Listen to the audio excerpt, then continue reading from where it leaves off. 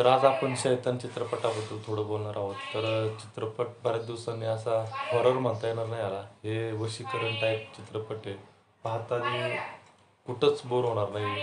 सुरुवातीचे एक 5-10 मिनिटं जरा थोडं बोर वाटेल, पण जशी आरमाज उंची एंट्री होते तेव्हापासून जे चित्रपटाला एक वेगळ्या पटलावर जातो, की अजिबात कुठंच म्हणजे असं बोर होत नाही. खूपच छान म्हणजे वाटत राहतं पाहायला चित्रपट. तर आई-बापांचं मुलांवरती म्हणजे किती प्रेम असतं वगैरे याचा असा एक संदेश तुम्हाला यातून भेटेल, की शेवटपर्यंत हार मानायची नाही, असं यातून तुम्हाला एक संदेश भेटेल.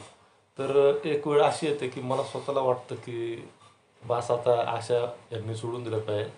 पण नाही, शेवट असा इंटरेस्टिंग होतो, की मी तो ॲक्सेप्टच केला नव्हता. मग यालाच तर चित्रपट म्हणतात. बाकी रिअल लाईफमध्ये एवढं होत असेल असे काही प्रसंग, पण प्रसंग जरा खतरनाकच होता तो. अपेक्षा पण नव्हती की असं काही होऊ शकतं. तर हाच ट्विस्ट पाहण्यासाठी तुम्ही नक्की चित्रपटगृहाचा आधार घ्या. आणि ₹99 तिकीट या चित्रपटाच्या अगोदर नाही बरेच थिएटर ठेवत होते आयनॉक्ससारखे वगैरे. पण या चित्रपटाने तिप्पट रेट म्हणजे त्यांचा रेग्युलर जो रेट असतो जो 250 म्हणा, 350 म्हणा, 400 म्हणा, तर एवढा ठेवला म्हणजे या चित्रपटांनी जी थिएटरची मरगळलेली अवस्था आहे ती पण दूर करण्यात बऱ्याच जणांनी म्हणजे हात धुवून घेतले.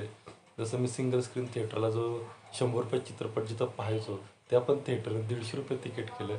म्हणजे ठीक आहे, अशा गोष्टी घडत राहतात. बाकी तुम्ही हा चित्रपट पाहिला असेल तर तुम्हाला कसा वाटला हे नक्की प्रतिक्रिया करा. आणि अशाच नवनवीन चित्रपटांच्या समीक्षेसाठी आपलं निखिल मोरे वाहिनी नक्की सबस्क्राईब करा. भेटत पुढील रिव्ह्यूमध्ये. धन्यवाद.